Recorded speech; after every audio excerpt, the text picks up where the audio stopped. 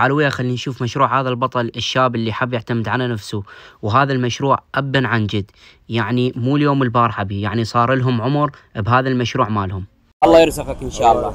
شلون تشوف اقبال العالم على مخلط؟ والله مخلط مالي رقم واحد، يعني بالموصل معروف، انا براس الميدان وبراس العطارين، والعالم تجي علي وفضل من الله. شلغم وشوندر وعندي مثوم، الحمد لله فضل من الله، والعالم تجيني من كل المناطق. انت ايش صار لك بهذا المكان؟ والله ما صار لي كثير، بس ابوي اقدم مني. انا صار لي تقريبا هنا بهاي المنطقه 6 سنوات 7 هيك شيء. يعني ابوك سابقا كان يشتغل ايه لحد الان بسوق النبي. يعني ابوك قديم؟ ايه ابوي انا تعلمت هاي من ابويا. يعني ابا عن جد هاي. ايه.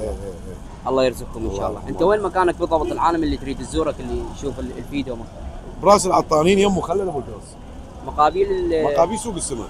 والله حتى يجي هسه من طرفك امانه الله ب 2000 ونص. والماء عنده على حسابي. الله يرزقك. لا يستحي. اي واحد يجي ما عنده على حسابي. بارك الله فيك.